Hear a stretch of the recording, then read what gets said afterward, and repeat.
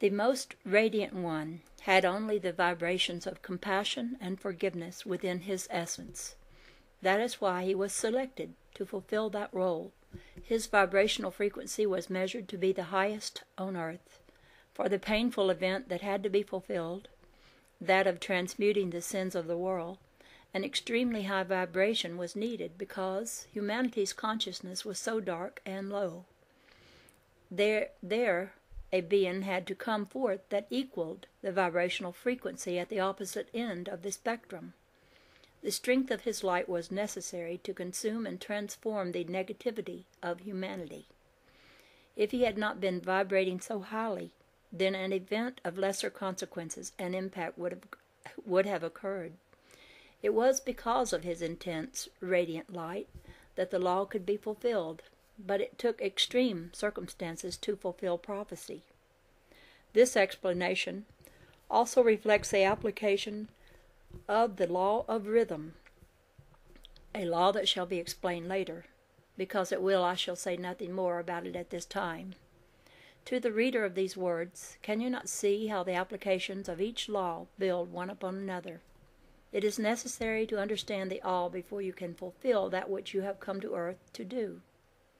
Learn the meanings and significance of all the laws, apply them in your life, and see how you truly are the co-creator with the divine. Heaven is waiting to be brought to earth once again. The heavenly force awaits to assist you in this endeavor.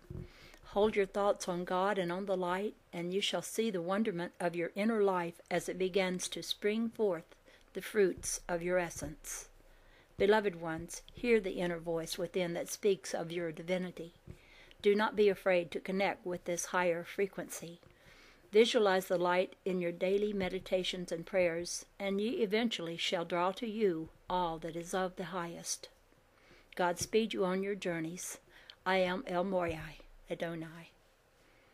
Summary. The law of attraction helps us understand how we consciously and unconsciously choose the events in our lives.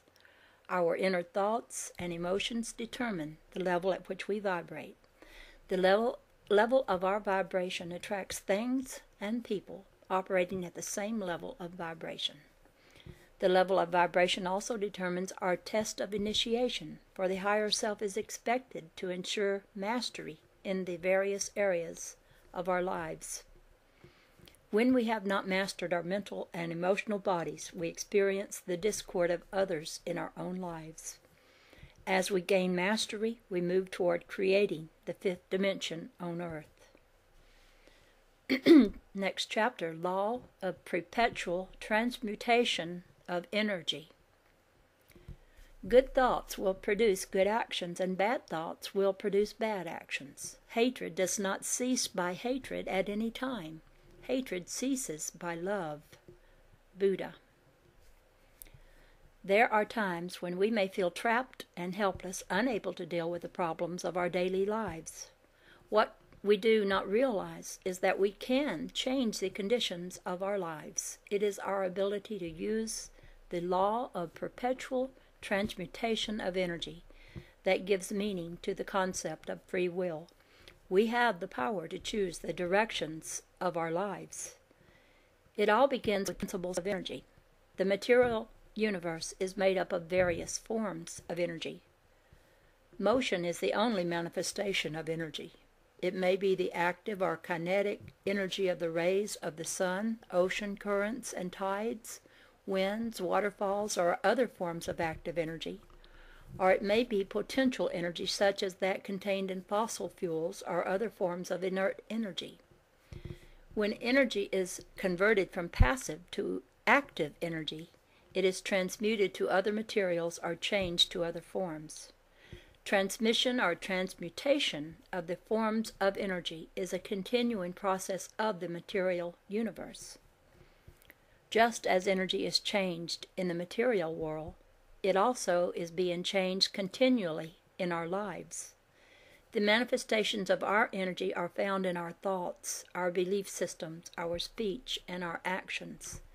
Each of us has some control over the way we use these behaviors to send positive or negative energies to others or to maintain positive or negative thought forms in our own lives. The process of sending out thoughts to others is known as transmutation of thought. How does this operate? Every thought that we have produces two actions. The first action constitutes a vibratory energy, like sending out a wave from ourselves. The distance the wave travels and the intensity of the wave depend on our ability to focus and maintain our thoughts. When spiritual or positive people enter a room, their thoughts seek persons with thoughts similar to their own. All persons in the room will experience a raising of their vibration, but the meanings are likely to be different for everyone in the room. Persons with higher thoughts and vibrations stimulate others to higher thoughts without conscious effort being exerted. A second effect of thoughts is the creation of thought forms. Every thought creates a materialized entity which operates on emotional and intellectual levels. Negative thought forms may stay with an individual and increase in size over time. Persons with psychic vision often see negative thoughts in the auras of other persons. Thought forms can take on the form of entities that exist without our awareness. That's interesting. Thought forms can take on the form of entities that exist without our awareness. Thoughts are forms of energy which may shape the condition of our lives. For example, if a person wants to enjoy abundance but does not feel worthy or is unable to visualize gifts or wealth, this goal is unlikely to be achieved. Thoughts are sent or transmitted to others. When we have positive thoughts, we send them to others, and they respond quickly or over a period of time. Positive thoughts that are sent are replaced with positive thoughts. Thus, we feed our own optimism and sense of well-being. We also feed the positive thoughts of others. Similarly, if we think negative thoughts, we send negative impulses to others. This lowers their vibrations and sends low-grade thought forms into the environment. As negative thoughts are sent, they are replaced by the same. It has been said that a large number of our sins, our separations from God, are committed with our mouths. We do not think about our thoughts and our speech, even though they impact our own present and future as well as the present and future of others. If we are to grow spiritually, we must begin to examine our thoughts and understand that our beliefs and our thoughts do not represent reality. They are our perceptions of reality that are incomplete. When we realize this, we open ourselves to moving out to understand in new ways and to appreciate the diversity of people's perceptions. We can control our thoughts, our beliefs, our speech, and our action, but to do so requires that we will ourselves to behave in different ways. A beginning step is to clear our minds of past negative thoughts and feelings. We do this by forgiving past oversights, insults, or transgressions. It is the forgiveness that helps us clear our minds and fill them with positive thoughts and energies which enrich our lives. Where our thoughts are focused, our energies are focused. When we move to positive thinking, we free our energies for the positive activities of life and for our spiritual development. Master El Morya explains this law and how it applies to our lives in the following way.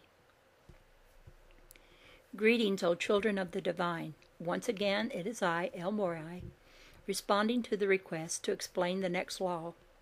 I transmit this next message with a total love in my heart and know that because I do so, the words will be received within the heart centers of all who reside on that same frequency. Today I will address the law of perpetual transmutation of energy. This is one of my favorite laws, for its application expresses the magic to be found in the Christos. Once understood, this law provides the answers many have yearned to know regarding how to change conditions in one's life from the point of stillness within.